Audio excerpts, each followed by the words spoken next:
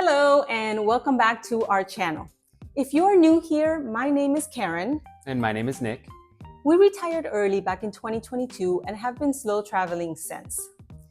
In today's video, we want to share with you 15 habits that we have implemented in our lives in order to stay healthy, not just while traveling, but just overall. Full disclosure, I am a medical professional in the United States. I am a registered nurse.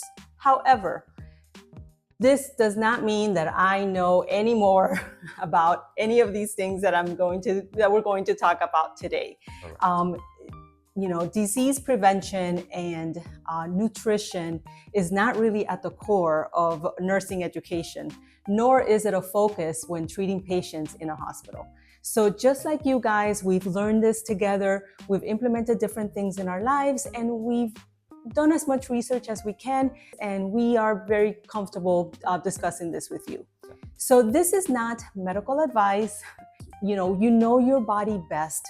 So, don't just do what we're going to say here today. We're just two random people on YouTube. Exactly. So consult your doctor if you have any conditions, or before you do any of these things that we're going to talk about today. Yeah.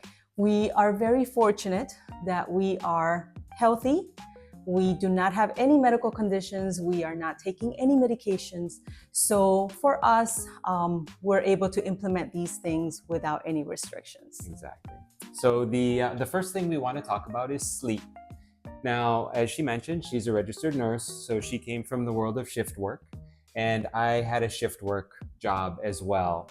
And one of the things that we looked so forward to during our early retirement was to be able to sleep at night and at the same time in bed together. So this is something that we just absolutely love, and we put it at probably one of the top things. I mean, these are all important for us, but this is a really important thing to get good rest, good nighttime sleep. I mean, I have an eye mask, earplugs, we listen to sleep sounds. We do what it takes to try to get a good night's rest. Right. So we also, when we're traveling, we try not to book flights that are too early. So if like a flight at 6 o'clock in the morning that would require us to be at the airport at 3 is not going to work for us, because we want to get rest. Also, no alarm. We just wake up when we wake up. So that's also been something very welcomed, especially in retired life, where you don't have to get up at a certain time anymore. So, and we also look for comfortable beds in our Airbnbs. I know that is a tough one because it is. That's a very subjective. Like some people might say it's comfortable, and then you get there and it's not that comfortable. Some people prefer a more firm mattress, some a softer mattress. We look at the Airbnb reviews as much as possible, try to look for a comfortable bed. We look for the room darkening curtains. If not, we have eye masks.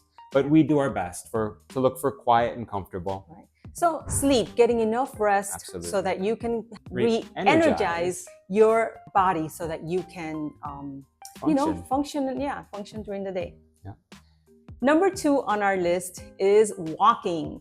So we no longer have a car as we're traveling abroad, so we need to walk to most places. At the beginning of last year, 2024, we took a cruise for a month.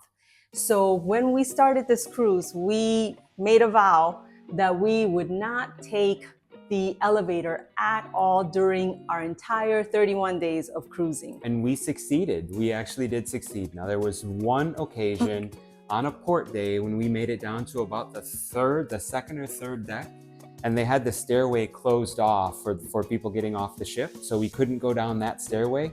And so we did take the elevator for a floor or two one time. But otherwise, we took the stairs, and we do prefer taking the stairs a lot of occasions. Right.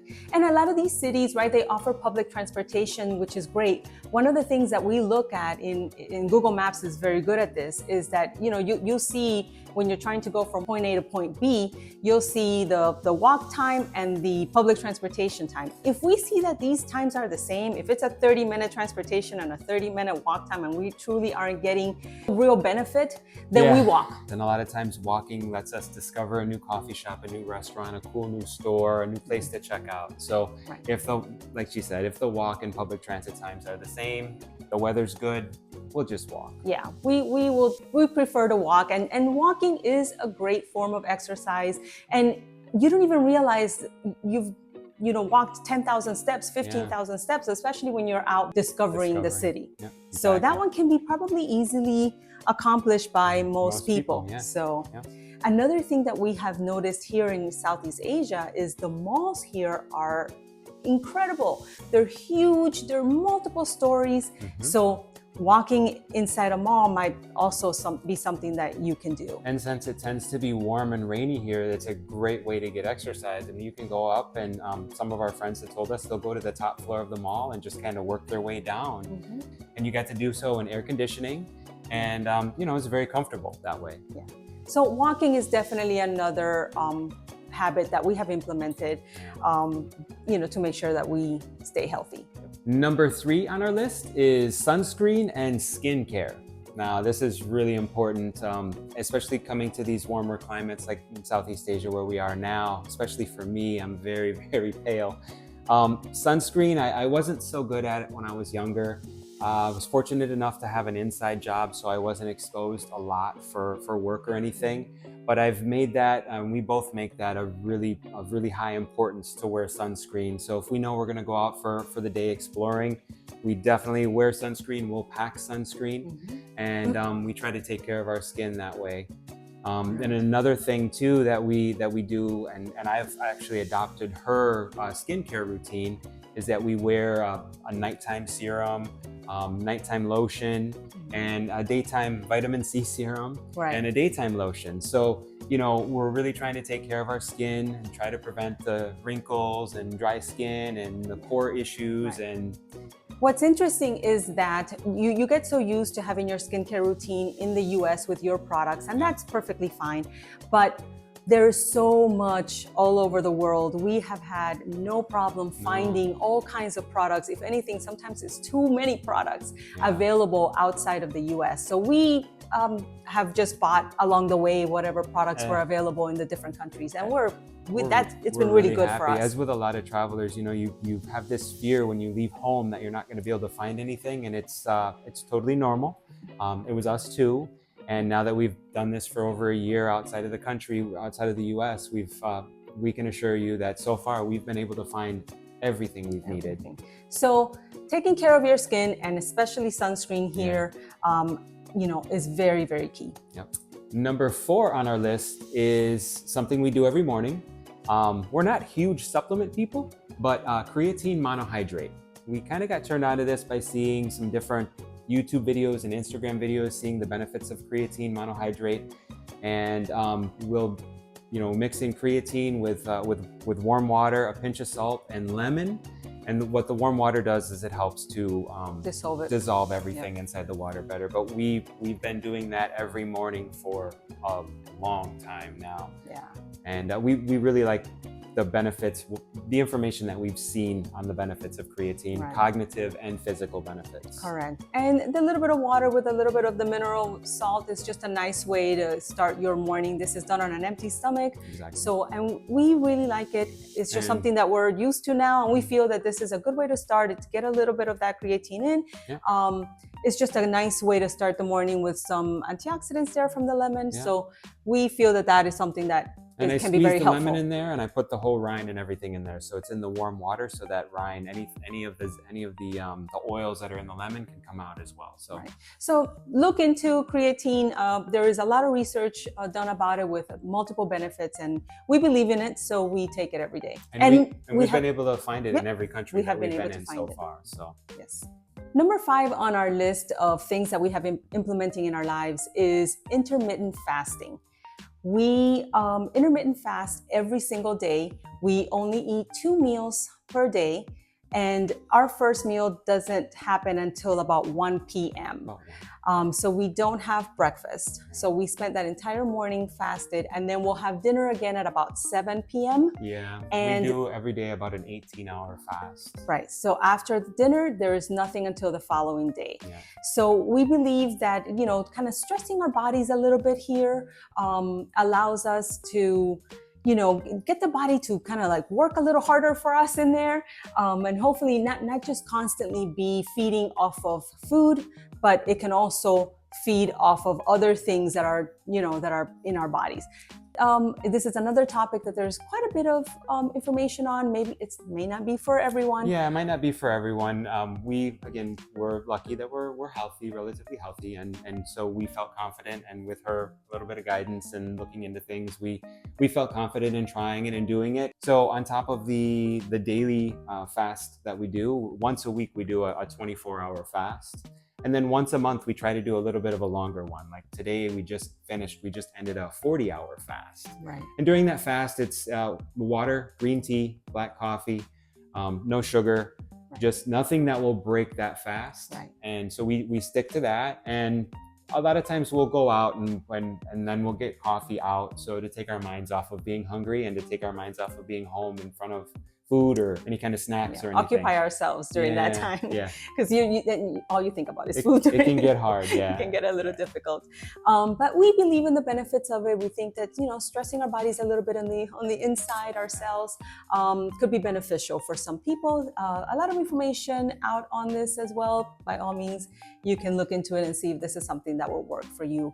For us, for traveling purposes, this is, it helps with not having to worry about that breakfast when we're flying out. And it's just one less thing to worry about when you're traveling. I don't mind it at all. And there are a lot of days that I wonder if I could just do one meal, Yeah. So number 6 on our list goes hand in hand with all of this and works well together. It's gym memberships. We've been trying and we've been successful at getting a gym membership in every country that we've visited so far. And it's really important to us. We do also stretch every single day. We don't go to the gym every day though. We do a simple, it's just a push day, pull day, and a leg day, a 3-day routine. So we do go into the gym and lift weights, like lift heavy weights in the gym. This is not a treadmill session. No. This is a weightlifting session that we do. Strength training. Yeah, we believe that strength training, especially at our age and older, is pretty important. Yeah. So we are prioritizing this. It's only going to help strengthen our bones, strengthen our muscles, keep us fit. Right. So yes, we make it a point to get a gym membership everywhere we go for this reason. We have gotten lucky that here in Malaysia, our building has a pretty decent gym that we've been able to work with. So, we haven't needed to get a membership here. No membership needed. We went over to a athletic store called Decathlon and we supplemented at our gym with 2 fitness bands. So we bought 2 bands to add in so that we could do all of the exercises that we to add some of the resistance that we needed. Yeah, and so that we could complete some of the exercises in that push-pull leg routine that we do. Right. And of course, going to the gym, in your workout, you're going to get thirsty. Yeah. So it forces you to hydrate, and hydration is very important to us. We, during workouts, throughout the day, we hydrate. We are very good water drinkers. Yeah, we drink a lot of water. Yes. So. And again, water is important. And if you are implementing any exercise routine, you really need to drink water. Your muscles need to get some water. Without the water, you might have injuries. Right. Number 7 on our list is cooking at home and avoiding processed foods. So one of the benefits of slow travel, we're in a location for so long that we grocery shop and we cook at home. Of course, we are trying out the local foods, but we make it a priority to cook at home the majority of our meals. Yeah. We also ensure that we are taking in a good amount of protein. So eggs are definitely a big part of our diet, as well as several meats and chicken and fish, of course. Another thing that we do is if we're able to, and we have been able to do this in pretty much every country, is that we do buy a little bit of protein powder just to supplement as well. We don't carry creatine with us between stays or protein with us. Those are typically big and bulky items, so those don't come with us. So if we can consume it in roughly all of it in the time that we're going to be in a location, then it's something we definitely do just to prioritize protein because that satiates you and keeps you full longer. So you don't get so snacky. Right. No, of course. And also because we're working out, this is something that our muscles really need, right? So we definitely prioritize protein. Number 8 on our list might sound strange, but it's yogurt. traveling to different countries, just like a lot of people, we're a little bit concerned that we might get sick. You know, or you worry about the water, you worry about the food, you know how you're going to react to things. And so we implemented yogurt into our daily diet. And because of the active cultures and the probiotics that it provides for your gut, it's good for your gut health. And we specifically try to find Greek yogurt. It's not always available. Right. We always make sure to buy plain yogurt so that there's not a lot of added sugar in it. And we specifically look for Greek yogurt because it's very high in protein. So a low-fat, plain Greek yogurt is the king because it's high protein, low fat, and no sugar, or but low sugar. Even if we can't find it specifically, one that says Greek yogurt on it, we look at the ingredients to try to and select the one that has the low fat and the highest amount of protein. Exactly. Yeah. So yogurt is important because of those live cultures that it has. We have met with other travelers, and there is a lot of concern for getting sick in different countries. A lot of travelers have even mentioned to us that, oh, the first few days they were sick. We don't know if this will work for everyone, but so far, knock on wood, we've been very lucky with that. But I truly do believe that this combination of these things has been really helpful to us. Yes, we have traveled, if you look at our past videos, in 2024, we were in Mexico, we were in Poland, we were in Istanbul, we were in Bangkok. And now Malaysia, and we have not gotten sick, not one time, knock on wood. Not one time have we gotten sick from the water, from anything in these places. So we believe that this may be the reason why we have yogurt every day. Number 9 on our list, and this is basically a continuation of us eating healthy, is avoiding fried foods when we try different foods out. We, of course, love to try the different foods in the different countries, of course. The food is delicious, and it's got... You have to. And there are stir fries, and, things are fried. However, if we can avoid deep fried foods and minimize the amount that we eat of those other foods, and if we can spot better choices, then that's what we try to do. I mean, one of the things that when you walk around and you look for the right street food vendor, you look for the line, you look for the locals, you smell. There are times when we walk around, we smell oils that are really off-putting. So we don't know what type of oil it is, how old it is. And we just try to stay away from that because that's going to possibly cause other problems. Right. And when you're slow traveling, you're spending a lot of time in these places, right? We're there for 2 months, 3 months. So it's not like we're just, we're going to have 2 meals because we were only there for 2 days. In 3 months, you can consume quite a bit if you don't watch it. So we watch what we eat when we're dining out and try to avoid some of these foods that are a little high in oil. Number 10 on our list is the local fruits and vegetables.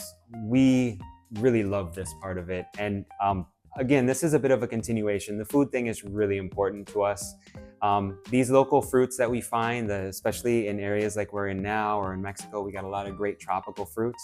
That goes in our yogurt. Yes. So we're not just eating the plain yogurt. This goes in our yogurt, and we love that.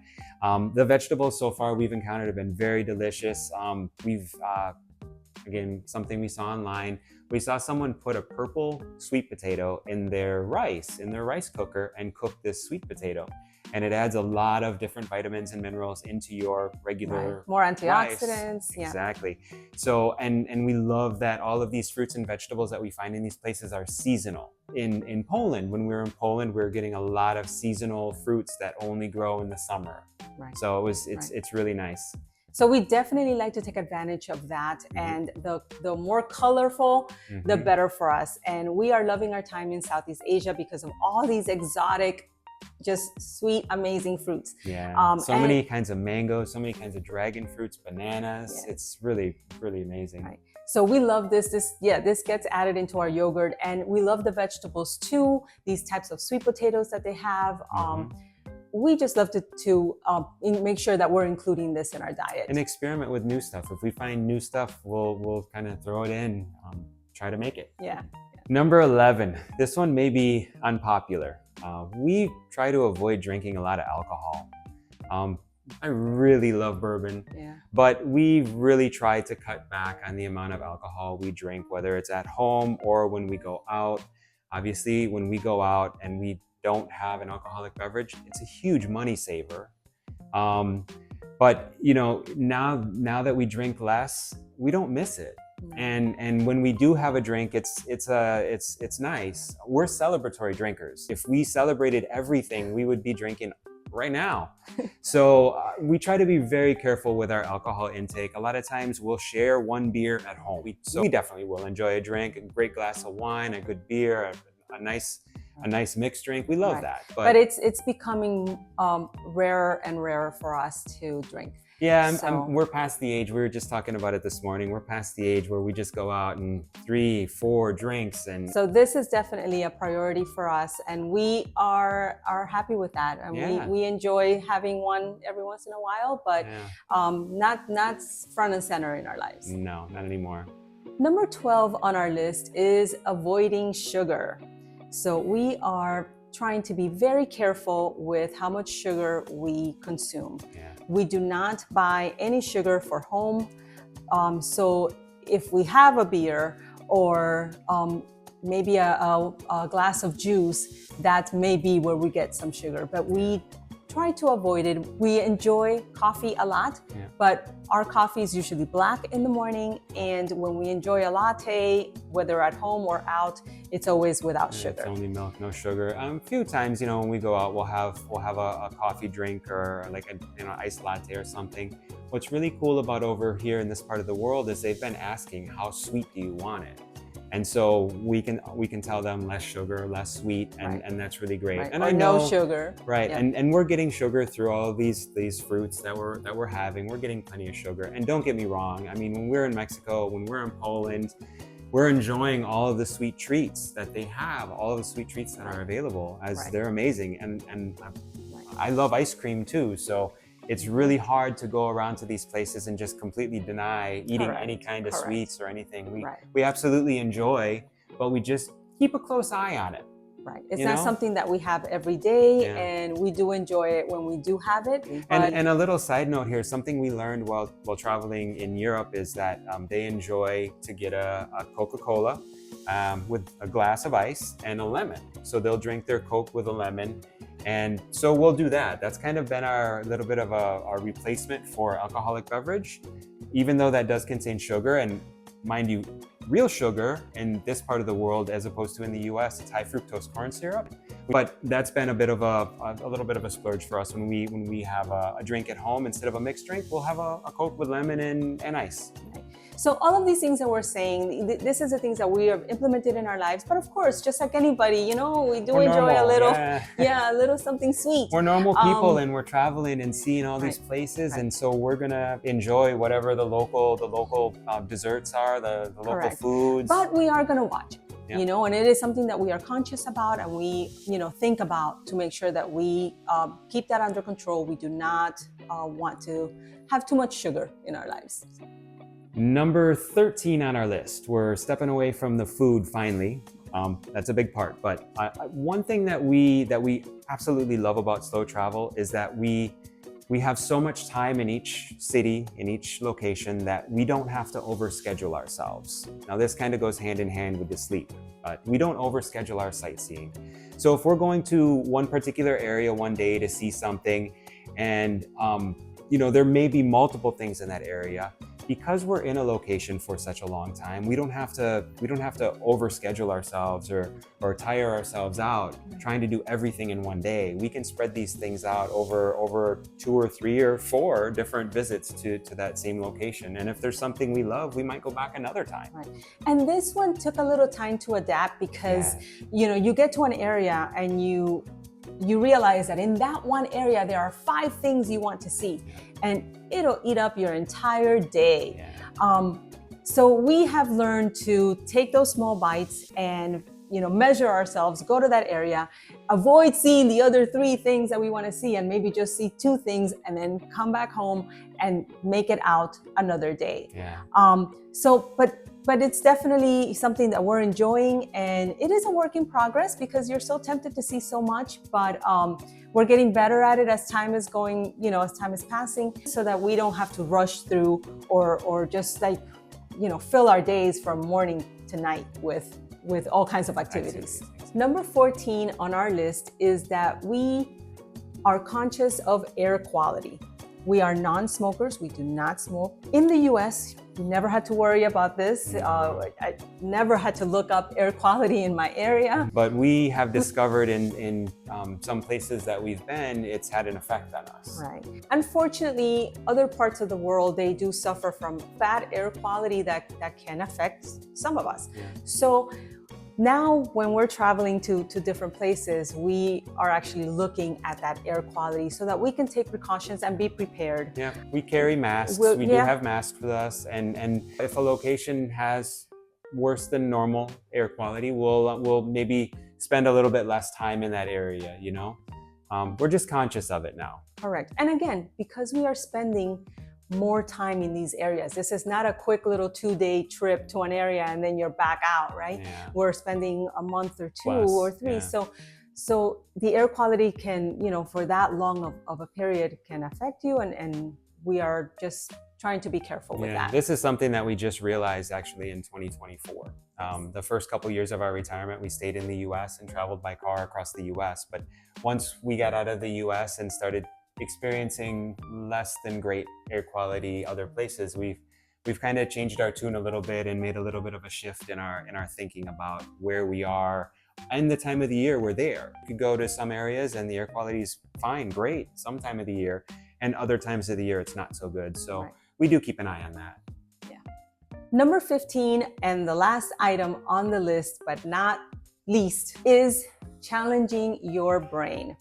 We believe this is so important. Luckily, with world travel, you are constantly challenging yourself because you're in a new location, you're having to do, figure things out. Currency conversions, whether it's on your phone or in your things. head, foreign language, figuring out, in the US, you'd buy your produce at the grocery store, they weigh it at the cash register.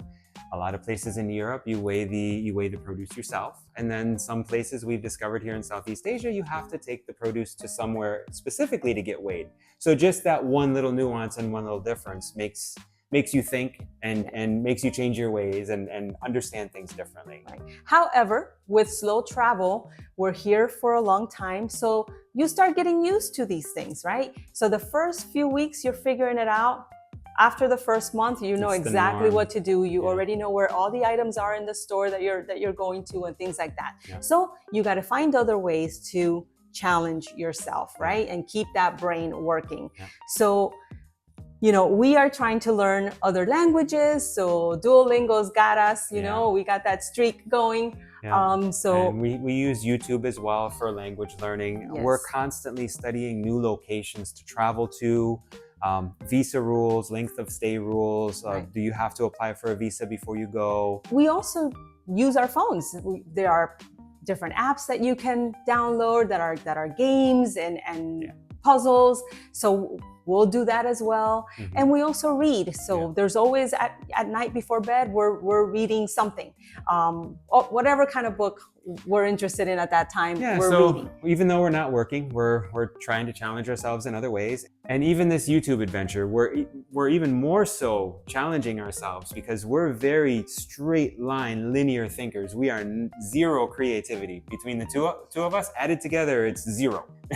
So this has been something really new for us. The video editing, it's been very new and a great experience and really good for us to push us creatively. Exactly. So challenging your brain, I believe, is very important. Yeah. So always think of ways to keep that brain working. Yeah. Health is wealth. We believe that if you do not have health, you have nothing. We want long lives and healthy lives, and we want to be able to enjoy our travel adventures without constantly worrying about our health. Yeah. So we hope that you can take something away. These are the things that we have implemented in our lives, and we feel that it is making a difference. We are feeling healthy. We are traveling to all these countries without getting sick, knock on wood. And we truly believe that we are benefiting from these habits. If you enjoyed this video, hit the like button, leave a comment down below, subscribe to our channel. And slow travel with us. Bye. Bye.